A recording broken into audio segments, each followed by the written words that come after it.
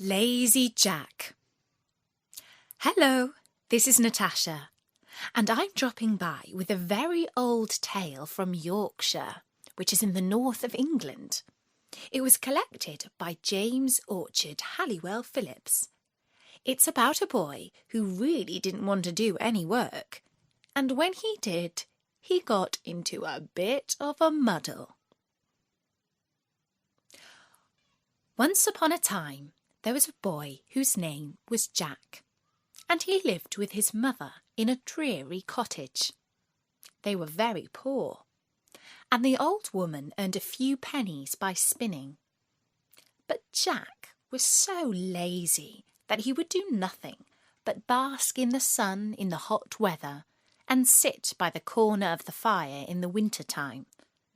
His mother could not make him do anything for her, until at last she warned him that if he did not begin to work for his porridge, she would turn him out of the house to get his living as best he could. This threat finally stirred Jack, and he went out and found a job for the day working on a farm. The farmer paid him 1 penny, but he was not used to having money, and as he was coming home, he lost it as he passed over a stream. "You stupid boy," said his mother. "You should have put it in your pocket." "Next time I will," replied Jack.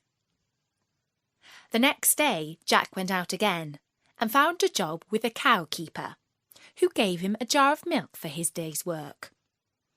Jack took the jar and put it into the large pocket of his jacket, spilling it all long before he got home. "Oh, dear me," said the old woman.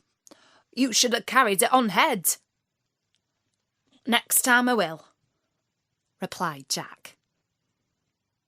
The following day, Jack found a job with a farmer, who agreed to give him cream cheese for his work. In the evening, Jack took the cheese and went home with it on his head. But by the time he got home, the cheese was completely spoiled, part of it being lost and part matted with his hair. "You good-for-nothing boy," said his mother. "You should have carried it very carefully in your hands." "Next time I will," replied Jack. The day after this, Jack went out again and found a job with a baker, who would give him nothing for his work but a large tomcat. Jack took the cat and began carrying it very carefully in his hands, but in a short time Tommy scratched him so much that he was forced to let it go. When he got home, his mother said to him, "You silly fellow, you should have tied it with a string and dragged it along after you." "Next time I will," replied Jack. The next day, Jack hired himself to a butcher, who rewarded his labours by the handsome present of a shoulder of lamb. Jack took the meat, tied it to a string, and trailed it along after him in the dirt, so that by the time he had got home, the meat was completely spoilt. His mother this time completely lost her patience with him, for the next day was Sunday, and she had to make do with cabbage for her dinner. "You nincompoop," she said to her son. "You should have carried it on your shoulder." "Next time I will," replied Jack.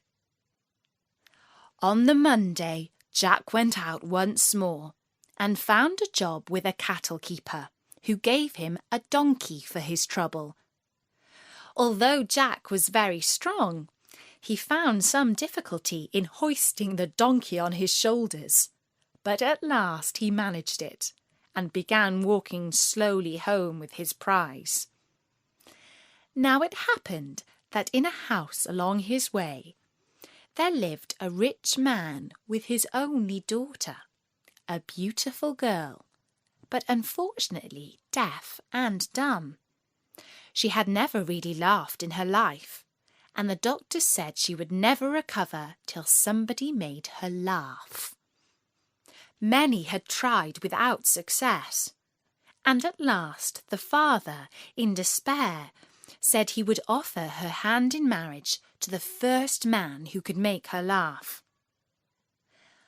The young lady happened to be looking out of the window when Jack was passing with a donkey on his shoulders, the legs sticking up in the air, and the sight was so comical and strange that she burst out into a great fit of laughter and immediately recovered her speech and hearing. Her father was overjoyed and kept his promise by marrying her to Jack, who was thus made a rich gentleman. They lived in a large house, and Jack's mother lived with them in great happiness until she died. And that's the story of Lazy Jack by James Halliwell Orchard Phillips. I do hope you enjoyed it. Bertie says that perhaps Jack wasn't quite so lazy after all, but he certainly wasn't the brightest of boys. And don't forget, there are loads more stories from all over the world at storynori.com. For now, from me, Natasha, bye-bye!